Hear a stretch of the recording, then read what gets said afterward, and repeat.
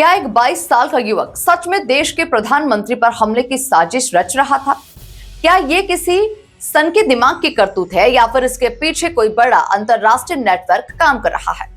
बिहार के बक्सर से सामने आई इस सनसनीखेज घटना ने सुरक्षा एजेंसियों की नींद उड़ा दी।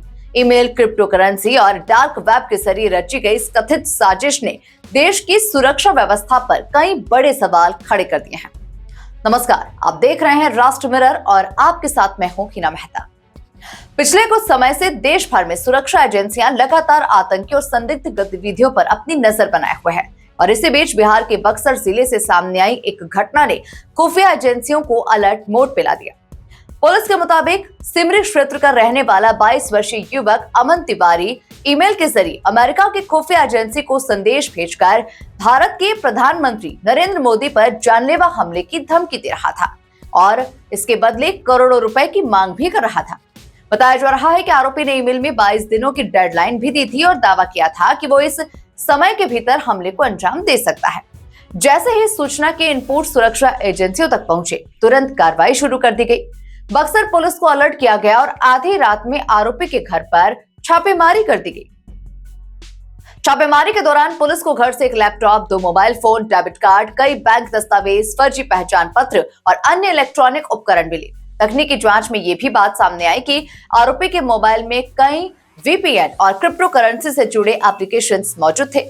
लैपटॉप में टोर ब्राउजर इंस्टॉल पाया गया जो आमतौर पर डार्क वेब एक्सेस करने के लिए इस्तेमाल किया जाता है। पुलिस की शुरुआती जांच में ये बात भी सामने आई कि अमन तिवारी अकेला नहीं था। इस पूरे मामले में उसके 2 और साथियों की भूमिका सामने आई है, जिन्हें गिरफ्तार कर पूछताछ की जा रही है। अधिकारियों के अनुसार आरोपी पहले भी विवादों में रह चुका है। वर्ष 2022 में उसने कोलकाता एयरपोर्ट को बम से उड़ाने की धमकी दी थी, जिसके बाद उसे गिरफ्तार किया गया था।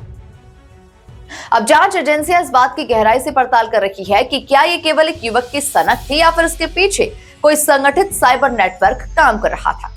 साइबर एक्सपर्ट्स आरोपी के डिजिटल उपकरणों की फॉरेंसिक जांच कर रहे हैं ताकि ये पता लगाया जा सके कि कहीं विदेशी एजेंसियों या फिर किसी आतंकी संगठन से उनका कोई संपर्क तो नहीं था।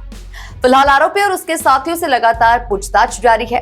पुलिस इस मामले से जुड़े हर पहलू की जांच कर रही है। सुरक्षा एजेंसियों का मानना है कि साइबर अपराध का ये नया स्वरूप बेहद खतरनाक हो सकता है, क्योंकि इसमें बंदूक या बम नहीं बल्कि इंटरनेट और तकनीक का इस्तेमाल किया जा रहा है।